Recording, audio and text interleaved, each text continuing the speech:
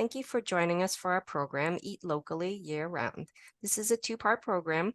First, Leslie's going to discuss what it means to eat seasonally and the benefits and how-tos of eating locally year-round. Then Allison will discuss several different methods of preserving and provide some level of how-to detail on each one. My name is Helen Liu, and I'm the Programming and Partnerships Manager at Cary Library.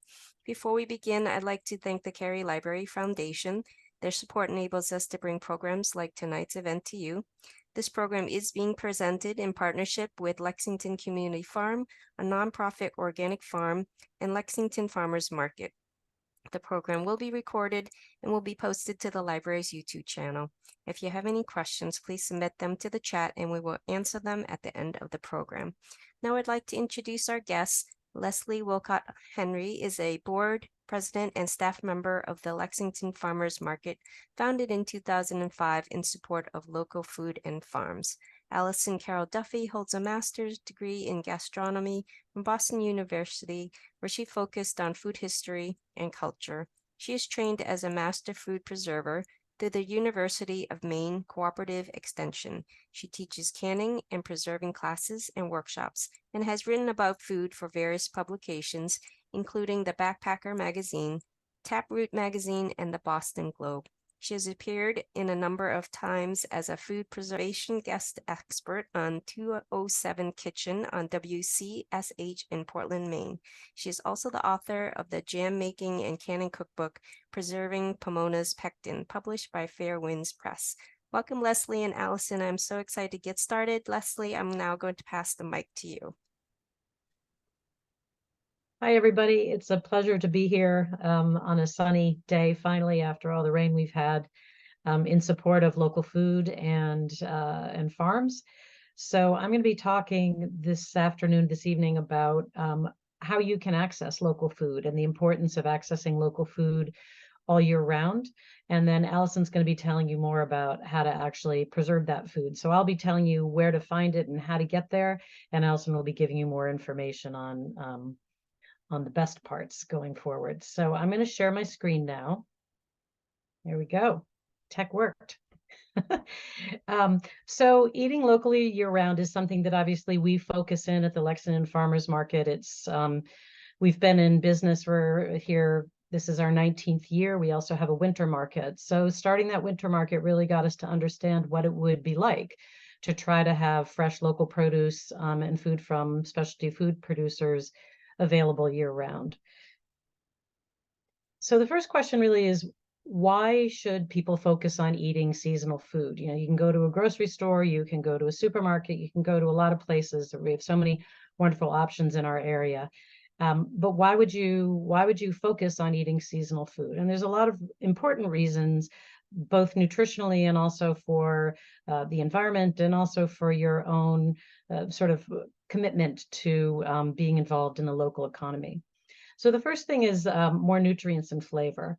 So on average, food that you find in a grocery store travels over 1,500 miles to get there. When food has to travel that far, it loses flavor and it has to be harvested long before it should be. So it's supposed to ripen en route. For the most part, it doesn't. The other issue is that when you have food that has to travel a distance, it loses its nutritional value. So food from a farmer's market and from local farms retains the nutrition. Food that is in a grocery store after 2 or 3 days loses up to 30% of the vitamins and nutritional value. So it's really important if you can buy local food that has just been harvested for the nutritional value and flavor of what you're eating. The other issue, if you buy local, is that there are no post-harvest chemicals applied to what has been harvested. They don't need to have chemicals applied to preserve it for that ride from, let's say, California, Mexico, Florida, to get to the grocery store. If you really want to get into it, you can have a conversation with a farmer and ask them, what do you do after you harvest? Most of them pick the day before. You might see them at the farmer's market or at a farm stand, so they don't have to worry about that kind of preservation with chemicals. When you buy locally, obviously you reduce your carbon footprint. Food isn't getting trucked from long distances away. You're also helping preserve farmland, which makes a significant difference. You also aren't paying for transportation costs to get the food from the farm at a distance to your grocery store and then to your table. Buying locally also allows you to take advantage of what is ripe right at the moment that it's ripe. It also means that it's more plentiful so that there's a lower cost for what you're going to be buying. If you go to the farmer's market or a farm stand and you see a bounty of tomatoes or a bounty of peppers, that's a good time to buy them because they are plentiful. The farmers want to sell them, and it's you're able to get them at a lower cost than if you were going to a store out of season and buying the same product. And then finally, it's really important when you use local food and you access seasonal food that you're reducing food waste. When you have something that's been harvested just before it goes to the market or to the farm stand, you're going to be able to keep it in your pantry longer. You're going to be, if it's beef or poultry or pork, it's just been packaged right before you got it at the market, so that you're going to be able to keep it longer in your fridge or in your freezer. So there's a substantially lower rate of food waste when you're accessing seasonal local food. So the next question is, how can I find what is in season? If you're looking around at stores or at farmers markets, farm stands, you're going to see a lot of different things that are available. And one of the things that I really love is this seasonal food guide. It's a site that is a national site. And as you can see, when you look at it, you put in your state, you put in what time of year, what month you're looking for, and then if there's a particular item you're interested in, and then you just use this search engine. So I put in Massachusetts, it's early September where we are right now, and I was just interested in what produce was available. I couldn't show all of it, but it's pretty extensive as to what is in season right now and what you'll find locally. What's also nice is that all of the items that are available locally, there's descriptions of them, not just what they should look like, but how to get them fresh and how to get them so that they're really newly harvested and will able to last longer for you. The other ways, next slide, whoops, sorry, back to this one. Other ways that you can find out what are in season is you can visit the community farms or the farmers markets. You can also look in, if you're old school like me, I still get the Boston Globe, I get the New York Times as well. I look in their food sections because they feature recipes that are seasonal. Most publications do the same thing. They have food sections. They want to focus on what you can get locally at that time. And then just talk to the farmers when you go to farmers markets. Ask them what's in season. Ask them what they would recommend. Ask them for recipes. That I think is one of the best things, because you get educated as well as building a repertoire of what you want to eat at certain times of year. Another way that you can get food that is locally raised, even if it's out of season, is taking advantage of delivery services that farms may have. We have, for example, River Rock Farm at the farmers market. We have Coppercut Farm. We have produce farms that have CSAs deliver to our area once a week. So you partner up with another family or another household, and you can get a delivery of food that was raised locally, even if it's out of season, and they'll deliver it right to your doorstep. That has been, I think, a real game changer for people who want to continue not to just source the produce, but also the protein items as well. And also, finally, when you go into farm stores and grocery stores, they're pretty happy to highlight what is locally grown. They like signage. They might say who the farmer or vendor is. I also would recommend picking things up and looking at labels if it's a packaged product, because one person's definition of local may not be the same one you have. So they might consider New York or Pennsylvania local. You can really hone in on what might be New England based, or even, smaller Maine, New Hampshire, Vermont, Massachusetts based. So I've been using the terms farmers market, community farms, and I think I mentioned CSAs. And I know that there can be some confusion over what each what each organization does. I know Lex Farm, which is Lexington Community Farm, and the Lexington Farmers Markets gets confused a lot. So I wanted to just give a bit of a primer on what this means. So farmers markets, and I'll use the Lexington Farmers Market as an example. We're a central location where you buy directly from farmers and local food producers. Farmers markets have been around in Massachusetts since the 1970s and have expanded greatly over the last 20 years or more. There are currently 215 farmers markets in Massachusetts that are rural, suburban, and urban. And there are also 50 winter farmers markets. So it's not solely something that's available in the summer, but also year round as well. Community farms, which I'll use the example of Lexington Community Farm in Lexington or Lex Farm. Community farms are a really wonderful resource for different towns to have. In our area, we have Lex Farm, we have Newton Community Farm, Wrightlock Farm right in Winchester. They serve multiple purposes. Community farms grow crops, they farm local food, they sell the produce that they grow along with other products at their farm stores. They have robust CSA programs, they hold educational events, they hold community events at the farm, and they also support food access for those who are food insecure, which also farmers markets do. Some community farms have farm stores that are open year round that carry these local products. And the exciting news is that Lex Farm, Lexington Community Farm, for the first time is going to have a farm store that's going to be open throughout the year starting this fall. So we're pretty excited for that and excited for them that they're embarking on that next stage of supporting the local food industry. Community supported agriculture, or CSAs, as you'll hear, are a way for customers to build a relationship with either a community farm or a private farm and receive a weekly share of produce. So it's pretty simple. Members, as they're called frequently, you make a financial commitment to the farm, generally up front. And then once a week, or whatever the time period is for the community farms, you either pick it up or it's delivered to you.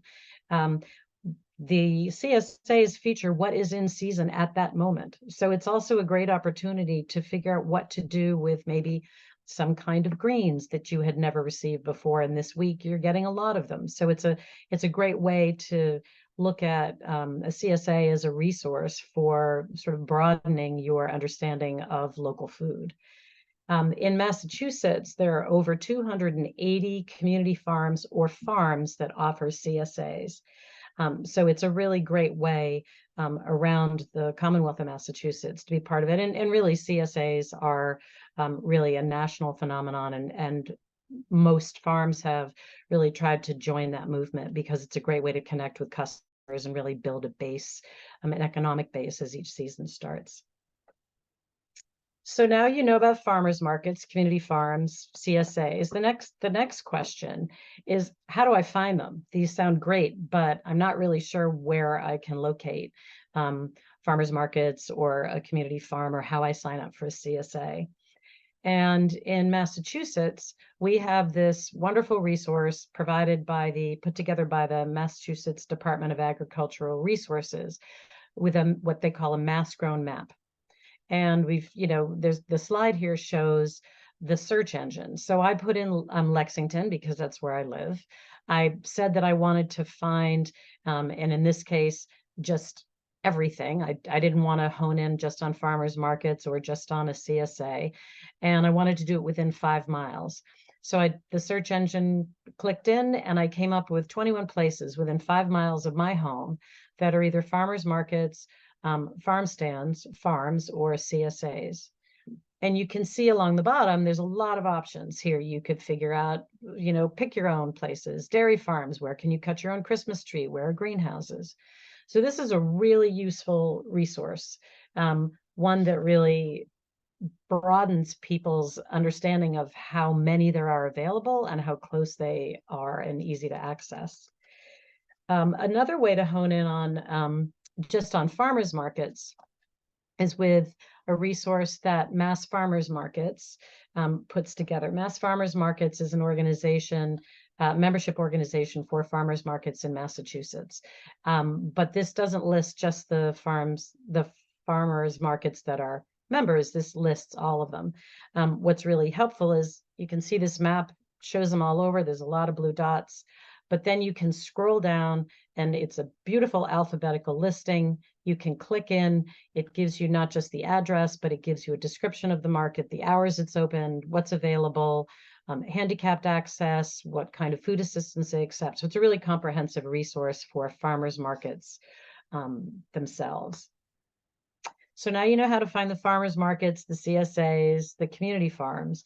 The next step is, what do I do with all of this produce that I'm trying to focus on and eat seasonally? And sometimes you need some guidance or some inspiration to eat seasonally. So the most obvious one for me has ended up being cookbooks. And this is just a very small sample of cookbooks that I refer to, among others. You can see that they have different approaches to it. Some of them are local flavors that focus on what farmers markets might have in season.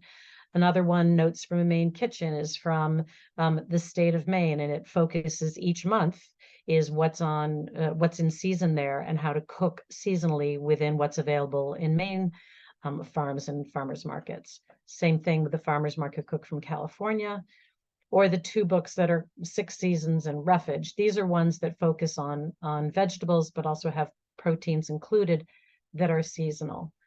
I particularly like the idea of Six Seasons because what they talk about is that when you have a summer season, it's not just one distinct season. We have early summer, we have high summer, and then we have late summer, which is kind of where we are right now. So you can use cookbooks as a resource to look up a product and really utilize the ones that you find are your favorite cookbooks or cookbook authors you like the most. You can do this with food blogs. You can do this with food magazines. There are all kinds of ways to connect with how to use this local produce. Another way, and I don't have a slide for this, that I have really been interested in, as I mentioned, I have a lot of cookbooks. I think I have over 80, and I think most of them are underutilized. So there is a website that was developed by someone locally, which is called Eat Your Books, kind of a funny name. But what it is it acts as a database. You register your cookbooks in there, and it's really easy to create what they call your library. You just enter the name of the cookbook, and then you can go in and say, I've been at my farmer's market and I see there's a lot of beautiful fennel right now. It's late summer, the fennel is showing up. I don't really know what to do with fennel, but I know people like it. And you can put in the database, the search engine on Eat Your Books, and you put in fennel.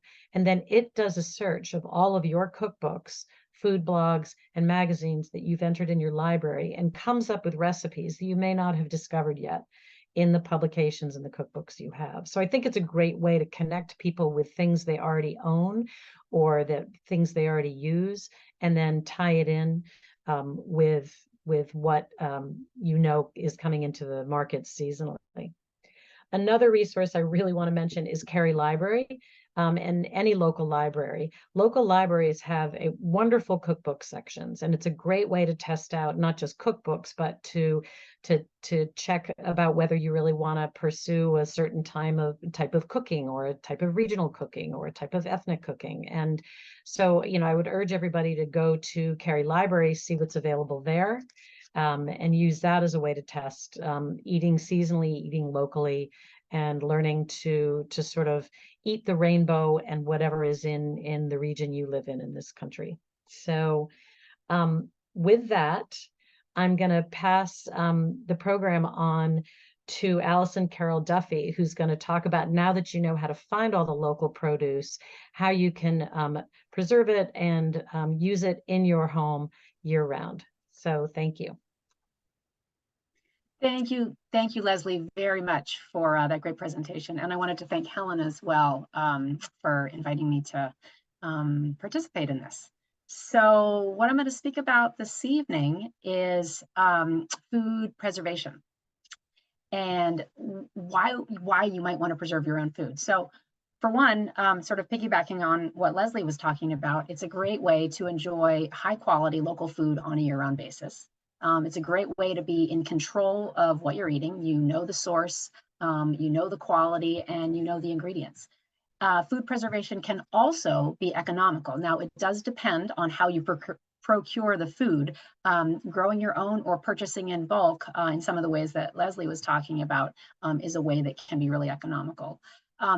It's also convenient, and that may not be something that comes to mind at first because preservation certainly is time consuming. But once you have food that you have preserved, you essentially have a pantry and a freezer full of convenience food. So think of preserving a jar of spaghetti sauce and frozen green beans, and you have, you know, a meal at the ready essentially there for you after you've done the hard work of preserving. And the other reason to preserve is it's a direct connection with your food. It allows for more self-sufficiency, and that can be really empowering. So I'm going to share my screen here. Today we're going to talk about 4 of the probably most common methods currently of home food preservation. So we are going to talk about canning, freezing, dehydrating or drying, and cold storage, also known as root cellaring. We're going to start with canning.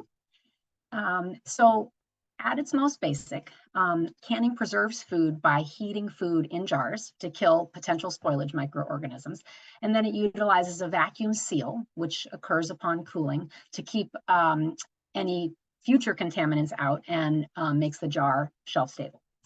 So this is achieved by enclosing food in jars, putting a lid on, processing the jar in a canner for a specified period of time and at a specified temperature.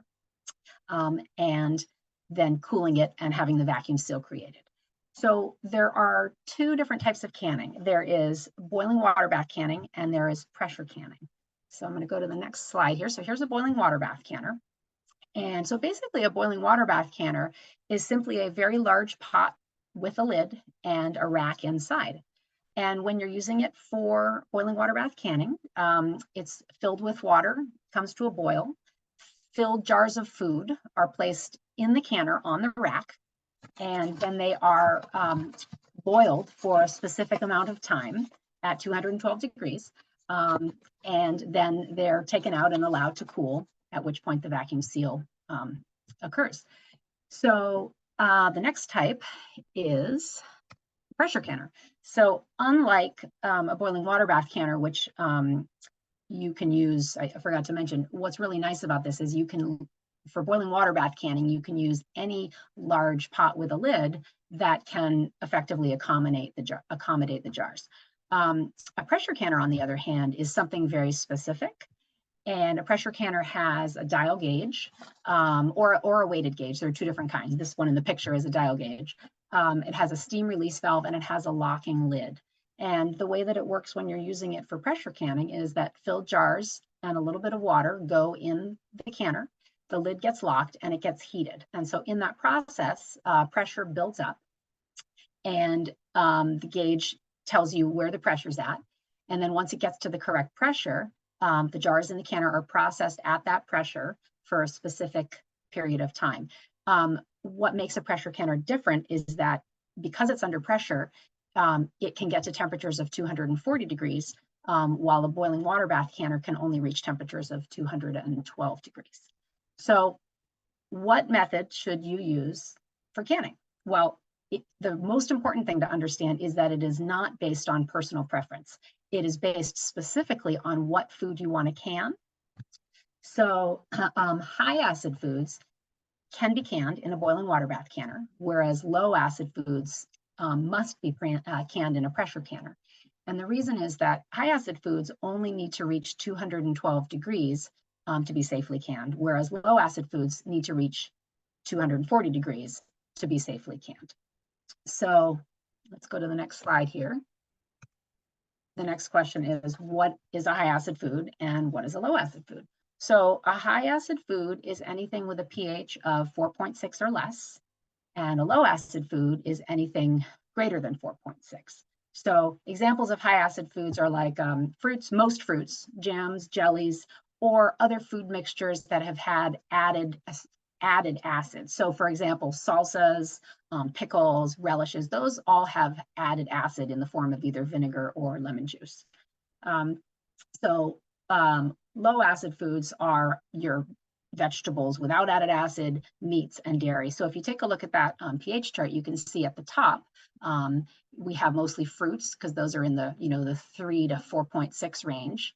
And then we've got vegetables in the lower part of the diagram that have a much higher number pH. They are low acid foods.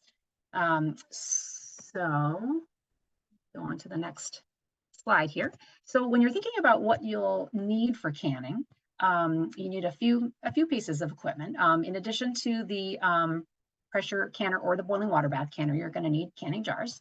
And so canning jars, this one of the Ball is one of the common brands. There are other brands of canning jars. You do want to make sure you use true canning jars, which come with a 2-piece lid, as opposed to, you don't want to use like old spaghetti jars or whatever, because they will not seal properly. So make sure you use real canning jars.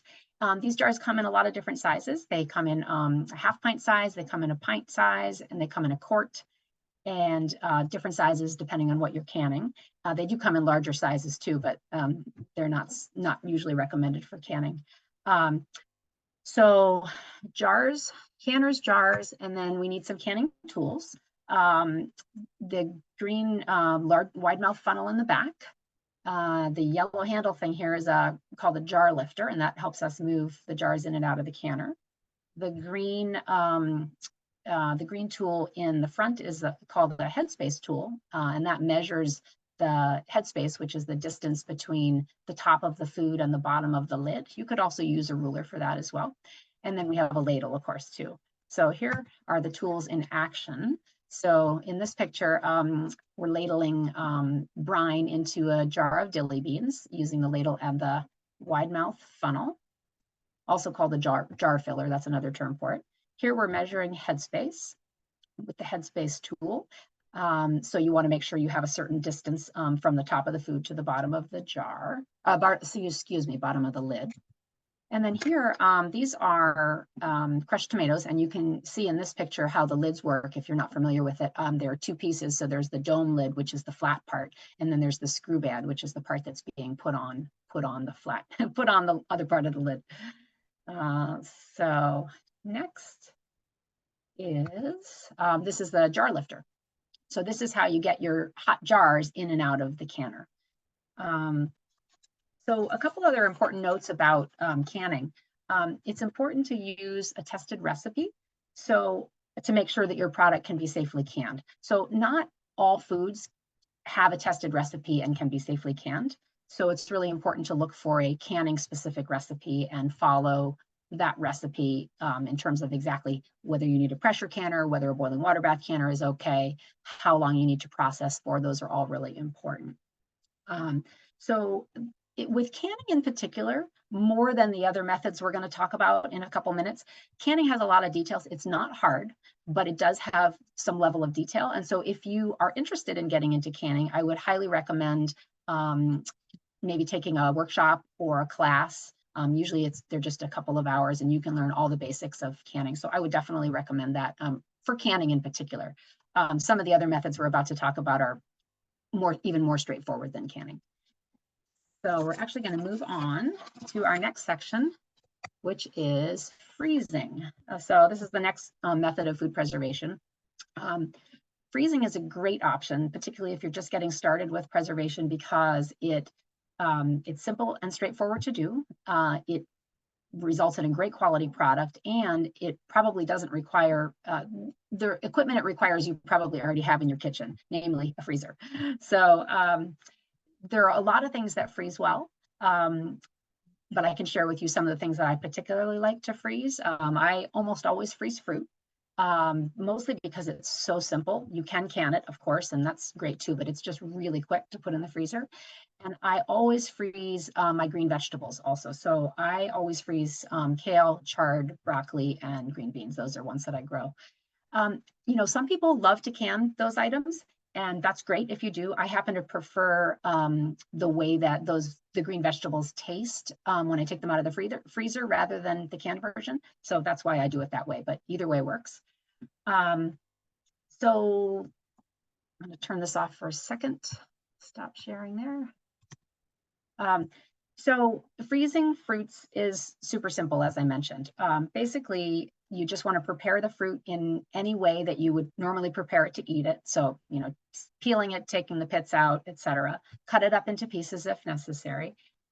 Rinse it if necessary. And then place it in a freezer-safe container and put it in the freezer. So it's super simple. There are a couple recommendations for specific fruits. So for example, apples and a couple of other fruits, when they're cut up and exposed to air, they'll get a little bit brown, as you probably noticed before. So to minimize that, you can sprinkle it with ascorbic acid or citric acid, or just a little bit of lemon juice works equally well to kind of minimize the browning. But I will say that this is not a requirement. This is purely aesthetic. So if you don't mind the brown discoloration, you don't have to add anything. You don't have to do that. It's just a visual thing. So, and then another thing, sort of fruit specific. When I freeze berries, I freeze them first on a tray. And then once they're frozen on the tray, then I put them into whatever freezer safe container I'm going to be using. The reason is that, you know, if you can imagine soft berries, you're trying to smush them into a container, they're going to mush. So this helps to keep the berries in better shape when you're freezing them. So the next we're now going to switch over to vegetables, freezing vegetables, and that is almost as easy as freezing fruit. The only thing that's different is that most vegetables do require that you blanch them before you freeze them. And that is because the process of blanching slows the enzymes that normally break down the food in the process of rotting, essentially. So they slow that down, which means that it's going to result in a better quality food over time in the freezer.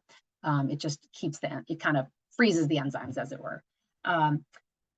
So I'm going to show you here. So first you're going to, one second here, I'm going to share the screen again.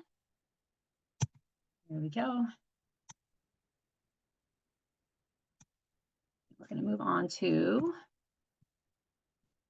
okay, so blanching. So this is a picture of kale being blanched. So basically, if you're going to freeze a vegetable, you're going to want to prepare it in whatever way that makes sense to you. So I usually take the stems out and I cut it up into small pieces. And then you're going to blanch the vegetable. So basically what that means is you're submerging the vegetable in boiling water for a specific period of time. Typically it's about 3 minutes, but it does depend on what vegetable you're using. I think kale is 3 minutes. And then after it's in there for 3 minutes, you want to take it out right away and immediately submerge it in an ice bath. So that's what's happening in this picture. I drained the kale and then I dumped it in this cooler that I use for my ice bath. And then after it's cooled, you do that because it stops the cooking quickly, which is important because you don't want to overcook the vegetable. So then after you've given it its ice bath, you drain it, and then you're going to freeze it, basically put it in a freezer safe container and freeze it. So one thing to keep in mind is if you're going to be blanching vegetables, you do want to look up the right blanching time for different vegetables so that you don't overcook them or undercook them. So some general pointers for freezing both fruits and vegetables. Freezer safe containers can be a number of different things. So as long as they're airtight, you could use Ziploc bags, you could use Tupperware type containers, or you could use wide mouth canning jars. Those all work really, really well. One thing to also remember is that you want to leave headspace in the top of the container before you freeze it. So again, the space at the top of the food. The reason is, as you probably know, the food expands when it freezes. And so if you don't leave enough space at the top, it'll pop the lid in the freezer. So just make sure to leave like an inch of space is plenty usually. Another thing is that once you put your produce in the freezer, you want to make sure it gets to a solid state as quickly as possible, because basically the quicker it freezes, the smaller the ice crystals are that form in the cell walls. So and the smaller the ice crystals, the less damage to the cell walls and the better quality product. And then for best quality of what you have frozen, you want to try to eat your frozen produce in 6 to 8 months, ideally. It won't go bad if you leave it for longer than that. It's just the quality is better within 6 to 8 months. So next, we are going to move on to dehydrating. And dehydrating and drying are used interchangeably in the food preservation world. It pretty much means the same thing.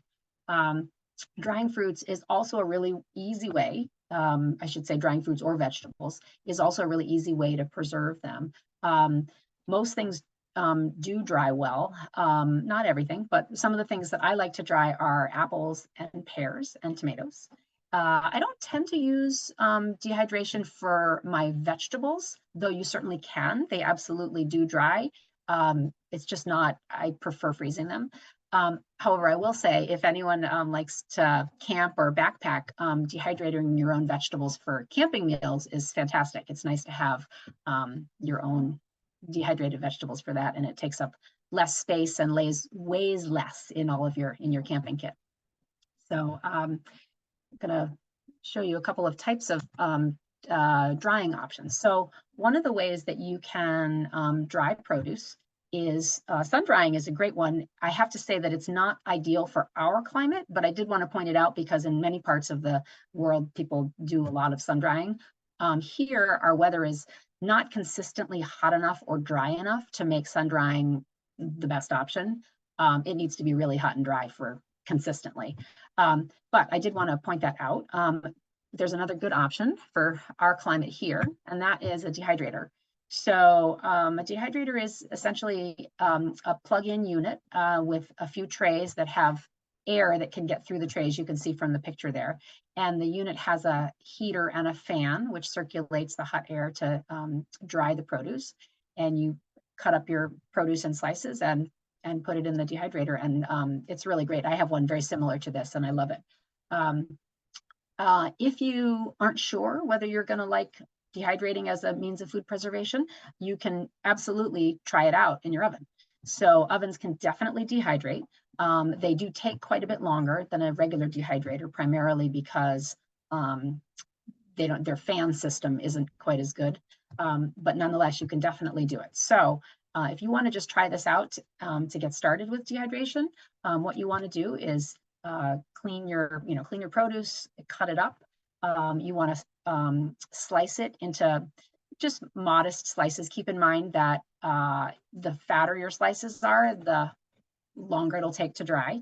The thinner, the quicker. But if you go too thin, they'll end up kind of like potato chips. So anyway, you want to put them on a tray or a rack in the oven. You want the oven to be at 140 degrees. You don't want to turn it up from that, even though it's tempting, because you don't want to end up cooking the food. You want to dehydrate the food. And then during the cooking process, or I should say dehydrating process, you're going to want to flip the slices over occasionally and maybe move things around as necessary, just to try to have things dehydrate somewhat evenly from one piece to the next. So just for an oven, you would need several hours to dehydrate a batch of apples or tomatoes, but it's a great way to try it. So something to keep in mind that's important is after you're done dehydrating, regardless of what method you use, you have to do something called conditioning. And conditioning is when you take let's pretend you did apples. Okay, so you take your dehydrated apples, you put them in some kind of storage jar, and you want to leave a lot of extra space. Okay, and then for several days, you're going to shake the jar occasionally throughout the day. And the idea is that you want the pieces to kind of sort of mix around with each other. And the reason you do this is because it's normal after you dehydrate food that there's some level of moisture left in the produce. That's normal, but sometimes some pieces are going to have a lot more moisture in them than others. So this process of shaking the apple slices, for example, around in a jar helps to even out the level of moisture within the different pieces of dried fruit. So as you're doing that, every time you shake your jar, you want to take a close look at the container and make sure that you're not seeing any water droplets or visible signs of moisture, because if you are, that means there is too much water overall, too much moisture overall in your dried fruit. And if you see that, you want to take it back out and just dry it some more to get more moisture out of it. So then so let's say you've had several days now and you haven't seen any obvious moisture, then you are all set to take the dried produce out of the conditioning container and put it in whatever kind of storage container you want to use. Just make sure that it's airtight. And ideally, you can store it at room temperature, but ideally a cool room temperature, and ideally out of direct sunlight. So we're going to move on to our next means of food preservation, and that is cold storage, also known as root cellaring. You might be familiar with that term more. You know, when we think of a cold storage or root cellaring, we often think of food stored in an actual cellar or in a stone outbuilding, you know, set into the ground, kind of like that one. That is an actual root cellar. And, you know, certainly lots of old houses did have these. And if you do happen to have one of these, fantastic. But what's really important to know is that you do not have to have an actual root cellar to be able to cold store your produce. What cold storage is it is storing produce at a specific temperature and a specific humidity level to prolong the shelf life of the produce. And there are a number of ways that that can be achieved. So as long as the storage environment meets the specific temperature and humidity criteria, you could potentially use that to cold store your produce. So, you know, pretty much all produce can be cold stored. You know, think of your refrigerator for a minute. So a refrigerator is essentially a cold storage unit. It is temperature and humidity controlled. However, for long-term storage, like several months, there are definitely some types of fruits and vegetables that store much better than others. So for some of the things that I like to store, I store apples and pears. And I also store onions, garlic, winter squash, potatoes, beets, carrots, turnips, and cabbage. Now, this is not an exhaustive list. Those just happen to be some of the ones that I like to store that I know store well. So cold storage is a great option for a number of different reasons. For one, it takes way less preparation time than other methods of food preservation because the produce is stored whole. So you don't even wash it. You just brush it off the dirt, you know, cut off any green stems, and it's stored that way. So it's much quicker than other methods. The other thing, which is the fact that because it's stored whole, the produce essentially retains its fresh nature, as it were. So think of a carrot for a minute. So if you think of a carrot that's stored properly in cold storage, when you take it back out of cold storage, it's still going to be a fresh carrot.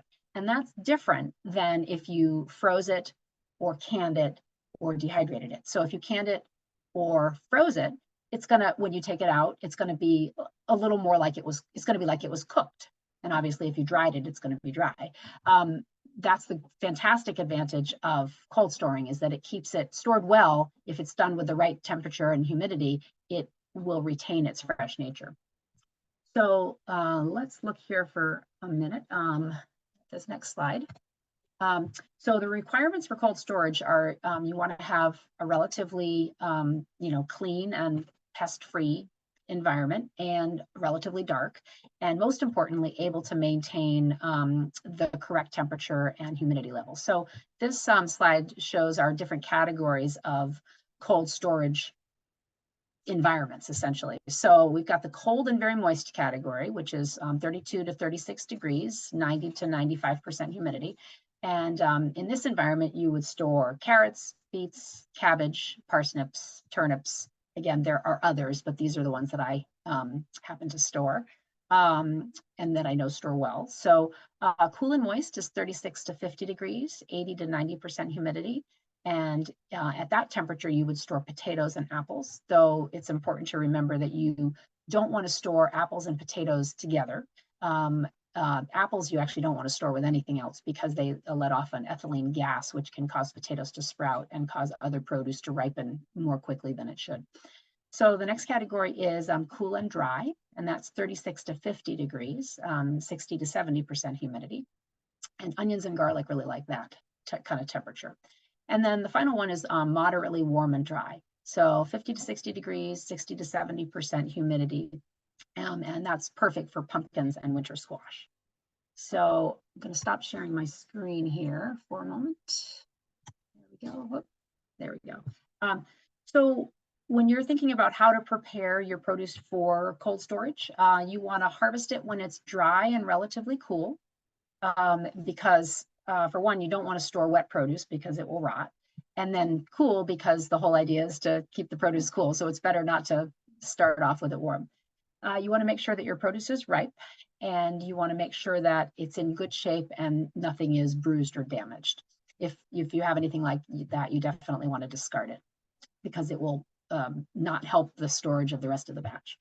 And then so you want to brush off the extra dirt. So I use just a clean cloth. You don't need to wash it. I use a clean cloth and I just rub off the vegetables to get the dirt off. And then if you have something that with a green top, like a carrot, you're going to want to trim the green top off. And so let's talk for a minute about locations that you could conceivably use for cold storage. So if you don't have a basement or an outbuilding of some sort, you can cold store things outside. So you can store produce in a very well mulched mound or pit. That's possible. You can store it in a container like a trash can or a barrel dug in the ground. That's an option.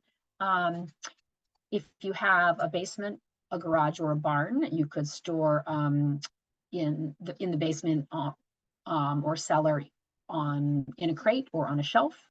You could store your produce in insulated coolers or boxes, which you could insulate with straw or newspaper or sand or sawdust. There are a number of ways you could do it. And then indoors works better for things that can tolerate a slightly higher temperature. So an unheated bedroom or attic that needs slightly drier, warmer temperatures, that's another option. So I'll tell you my personal preference for cold storage, but I want to preface it by saying that what works well for one person for cold storage may work not as well for someone else because all of our houses are different. So we all have very different home situations. And so you need to let your own situation be your guide, but I will share what I do for mine. So I live in a really old house, 1812, and the basement is dark and wet and cold. So I store the veggies that I grow that like cool and moist environment, like cabbage, beets, and parsnips. I store these in the basement in plastic bags, Ziploc bags usually, in rodent-proof crates close to the bulkhead door. And I use the plastic bags to regulate the humidity. So I open them up a little bit or a lot, depending, to get the right level of humidity. And the reason I do it this way, the huge advantage for me of using the plastic bags is that you can only need to control the humidity in the bag. You don't need to control the humidity of the whole crate or the humidity of the whole basement, which is, for me anyway, is much more difficult to do. So I like that method for that reason. And then to control temperature, I move the produce closer to the bulkhead door or further away from the bulkhead door to make it cooler or warmer. And then for the stuff that I grow that likes warmer temperatures, like winter squash and onions and garlic, I store those in an unheated closet in our house. So more general storage tips. One thing I would highly recommend if you want to try cold storing some produce is to purchase an inexpensive thermometer and hygrometer, which measures humidity levels. So these are super handy. You can try out different areas of your house or basement or garage to see whether that area might have, or you can make that area have, the right temperature and the right humidity level for whatever type of produce that you're wanting to store. So that is just a really handy tool to know if it's if it's going to work for what you're trying to store. And the other thing you want to do is you want to check to make sure, you want to check your stored produce regularly, and make sure that nothing is rotting. And if anything starts to rot, which it does occasionally for sure, you want to take it out and get rid of it, because it will sort of contaminate the rest of the stuff. It helps everything last longer if you get rid of anything rotting as soon as possible. So that, I'm going to go back to sharing the screen here. And that is the last method of food preservation that we're going to talk about today. And I want to, sorry, one moment here. Here we go. I want to provide you all with some resources for where you can go for some additional information if you are interested in doing more food preservation. So there are a lot of online resources. There's some books. My website is canningcraft.com. And that has, I have a lot of various recipes and some canning information on that. There's also the USDA's Complete Guide to Home Canning, which is a fantastic resource. It's like every single detail about home canning. So that's a great resource. You can access that online. The National Center for Home Food Preservation is also an excellent resource. That's where, actually, that's probably my biggest go-to if I want to see how do I do this or how do I do that. It's a great resource. And then the University of Maine Cooperative Extension has a lot of information on canning, as well as a lot of, they have a lot of classes that they offer also on canning and other types of food preservation. And then in terms of books, I have a book that I wrote called Preserving with Pomona's Pectin. And I had the updated edition came out in 2021. And that's particularly good if you're interested in canning jams and jellies, because it focuses specifically on jams and jellies. It also has a section in the beginning that is a very detailed instruction on boiling water bath canning. So for that would be a great resource for anyone wanting to do any type of boiling water bath canning, not just jams and jellies, because it applies to lots of boiling water bath canning. And then the other book that I really like is the Ball Complete Book of Home Preserving, and they have a newer version. They have a 2020 version now, and that's a great resource. They have tons of recipes, and again, these are all tested recipes for canning, and they also have some instructional pages as well. But they just have a great number of recipes. So, and then the other thing I wanted to say is that, particularly if you're interested in getting into canning. I mentioned this earlier. I would highly recommend taking a class to get more specific details about canning. I teach canning classes pretty regularly. I teach in Maine through the local adult ed, as well as some other venues, and I also do private instruction to self-organized groups for it, people that are interested. Also. The University of Maine Cooperative Extension offers lots of classes. And then many of the state university cooperative extension systems have similar programs to Maine. I'm just most familiar with the one in Maine, but I imagine there might be one in Massachusetts and other nearby states as well. So I would definitely check out cooperative extensions in your local area for canning resources and canning classes if you're interested. So I think that's all that I have. Thank you all very much. And we'd be happy to take any questions if you have any. Great. Thank you so much, Allison. And so now I'm just going to pass the mic to Pamela Thames, who is the Executive Director at Lexington Community Farm. She's going to moderate the questions that we have tonight. Okay. Stop sharing. Thank you, Helen. Sorry about that. And Leslie and Allison, thank you very much. When Helen and I first talked about a program like this back in August, I couldn't think of anything better than what you both have provided us tonight. So thank you. The first question that I see is, what fruits and veggies would you recommend for eating locally in December or January? I guess it depends a little bit on whether you're thinking of whether you want something fresh or whether you want something that you preserved. I'm assuming the question maybe means a fresh vegetable. does the person want something fresh? I will tell you that kale is something that I have eaten with, I've pulled it out of my garden with snow on it. So you can definitely eat some of the cold hardy green crops in December. Absolutely. It's one of the, I mean, there are a few that will do okay. Brussels sprouts, same. Leeks, I've insulated them, but there are a lot of things that you can eat in December. So Leslie, do you have any other ideas? I'm a huge fan of doing a simple cook down of tomatoes and some of the little peppers you can get at a farmer's market, and then I freeze them in batches.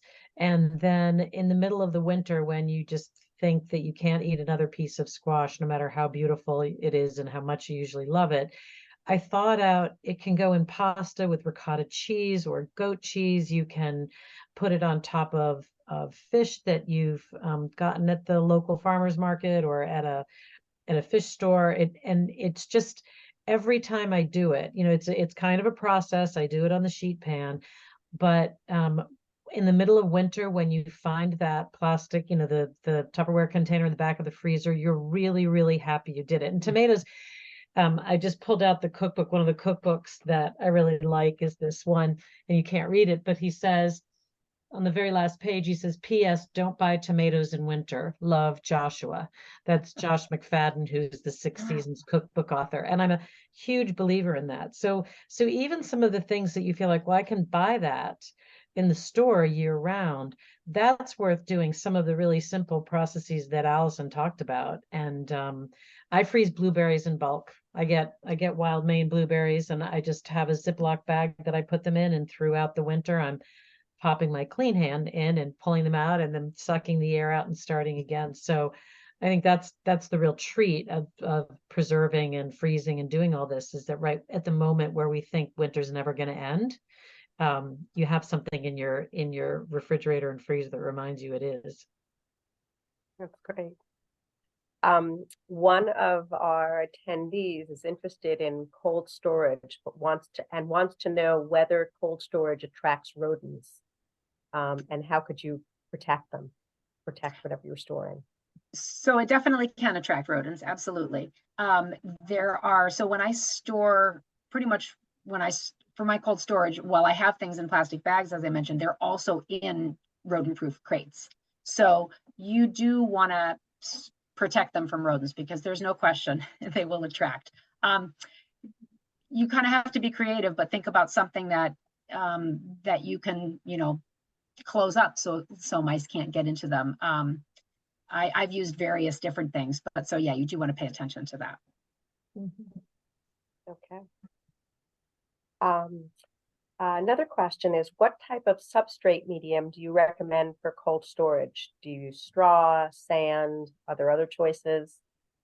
So a lot of people do use straw and sand, newspapers, shavings. Those are all methods that you can use. I personally don't use those because I take a little bit of a different approach. As I was mentioning, I keep mine in plastic bags in crates. So, and mine are in a basement, so I don't need to insulate because I just keep them far enough away from the wall. So I don't happen to use those, but you definitely can use, a lot of people do use sand, newspaper, shavings. Those are all good options. Anything that can operate as an insulating mechanism.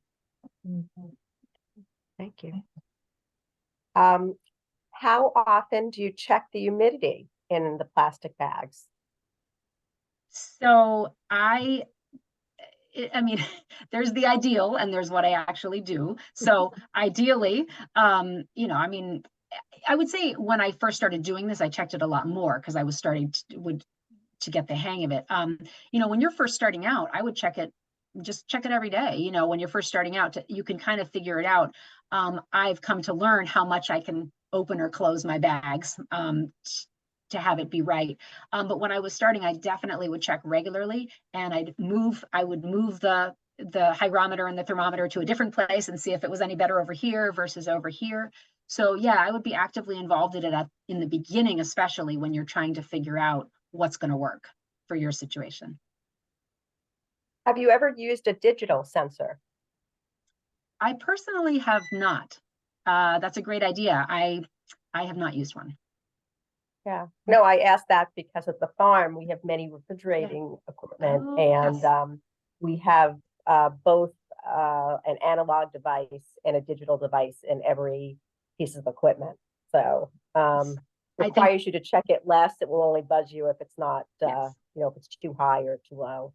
Yeah, I mean, that's a great option if you have that. I was just low tech. I didn't have that, but that's ideal if you have that.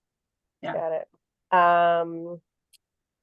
So someone asked, and I think you might have answered this question, how to check the humidity in the plastic bag? So you said how to check? How to check it, yeah. Yeah, so How do you- it's a little bit trial and error. So I literally just have these bags that if I reach in and notice that the carrots are starting to get wet, you don't really want them wet, because if they're wet, they'll rot. So that means the bag is closed a little bit too much. So I open it up a little bit more. So you want them but then on the flip side, if it's way open, I've tried leaving it way open, and then you know what dried out carrots are like that you leave in the fridge, right? They get rubbery and dry. So you don't want that, obviously. So it is definitely trial and error. And so I find for me, the Ziploc bag about halfway zipped usually does it, but I go check them regularly. And so you want some level of moisture, but you don't want them wet. So that's how I check it. It's not scientific. It's just observation and trial and error.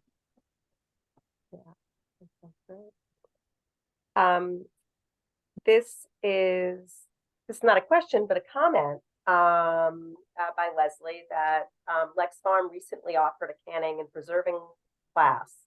And that is just one example of the types of offerings at community farms and farmers markets, for that matter, ways in which we share what we know or what others know with the community. Mhm. I'm glad that I'm sure I am not as familiar with the classes in Massachusetts, so I'm glad you mentioned that. I'm sure there are many in this area. Local. Okay, so when you freeze berries, should you wash and dry them first or wash them when you unfreeze them? So people have different opinions about this, but I actually do not wash the blueberries that I freeze, nor do I wash the raspberries that I freeze. I do wash strawberries, and I wash them before I take the stems out, and then I freeze them. So in answer to be more specific, I definitely don't wash them after freezing. If I wash them at all, it's before freezing them. And how would you decide, how would you know which ones to wash and which ones not to wash? Well, for me, I don't, I guess it would be different if I was concerned. I mean, I buy my produce, some of it I grow and some of it I buy, and where I buy it from, I know that they didn't just spray it. So I'm okay not washing it. And it's so then the only concern is if there's dirt on it. So for me, blueberries and raspberries are the only two that I don't wash. But really, everything else I wash. How about you, Leslie? Is it similar for you or different? Yeah, it's the same as you. I tend to not wash anything before freezing if it's going to collapse from washing. I mean, raspberries are a perfect example. You don't wash them and then put them in your fridge for 2 days, because they'll end up as a raspberry puree if you do that. And the same thing with blueberries, especially if you do get the wild blueberries, the very small ones, they don't stand up well to that kind of moisture. So I just freeze them. And then when I do take them and I put them in granola or whatever I'm putting them in, I just give them a quick little rinse and then toss them in the food. So I feel like between the freezing and then the rinsing, I've gotten whatever might be something I don't want to have in what I'm eating. The other thing I want to go back to what someone said, what's a good thing to freeze right now? I was just thinking of the piles of corn that are still at the farmers markets. And this is a great time to buy corn in bulk. And you can either freeze the cob, the corn on the cob, or I will cut the corn off the cob and then just do a very simple freeze in a Ziploc bag. And then again, you have really fresh corn. And this is what you see in the supermarket. You see frozen corn, you see frozen green beans. but I know the farmer where that corn came from. I knew that it had just been picked the day before I froze it. So it really is a great thing to be able to pull out that bright burst of yellow in the winter months. That's great. Thank you. Someone has asked whether you can freeze cut up mangoes or pineapples. Either of you. They're not seasonal or local, but you can.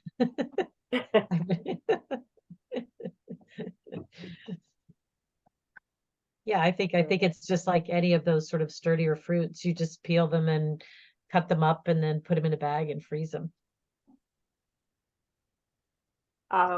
Here's another question about dehydrating. How long do you keep the fruit or vegetable in the oven on at 140 degrees?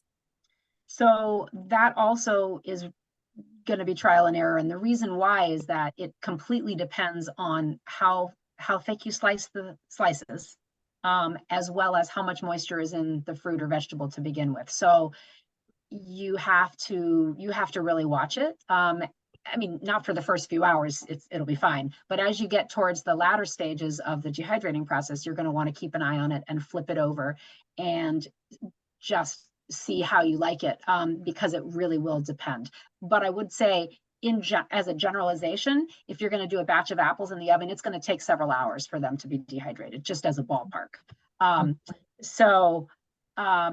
Maybe not several. I would budget at least 3 hours, I would think. But it is going to depend on how thick the slices are. The other thing too is people like their dehydrated fruit a little bit different. I mean, obviously you have to dehydrate to a certain degree for it to remain fresh. You don't want too much moisture in it because it will rot. But sometimes people like the more chip-like texture, specifically with apples that are cut thin. You can make, you can dry them even further and they can be almost chip-like, and some people want that. So it also depends on personal preference too. I think I wanted to just add one thing, an example of when you're talking about that line between dehydrating and cooking. When I cook down these cherry tomatoes that I get at the end of the summer from the farmer's market, I cook them at a 200 degree oven. So they kind of collapse. They really are cooked. They're not dehydrated, but it's such a slow roast that they just kind of collapse into themselves and it brings out the flavor. If I was cooking them at a higher temperature, it would be a much different kind of product, and I don't think would have the same really robust flavor that you get out of that slow cooking. Different from dehydrating, but just really difference of 60 degrees or so. Yeah, definitely. Someone has asked, for freezing produce, is it better to use a salad spinner and remove most of the water, or leave more water on the produce? That's a great question. So I like to remove the water. Yes. You do want to remove as much water as you can. I don't actually use a salad spinner. You probably could. That would probably work well.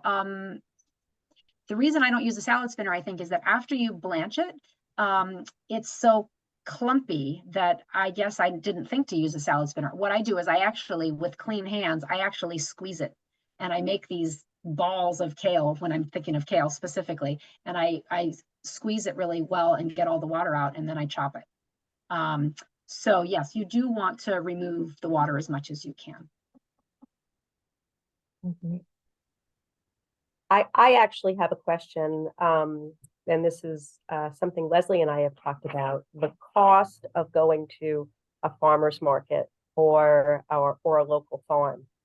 And Leslie, my question is, what is available to people who have limited income so that they can come and shop at the Lexington Farmers Market or the community farm?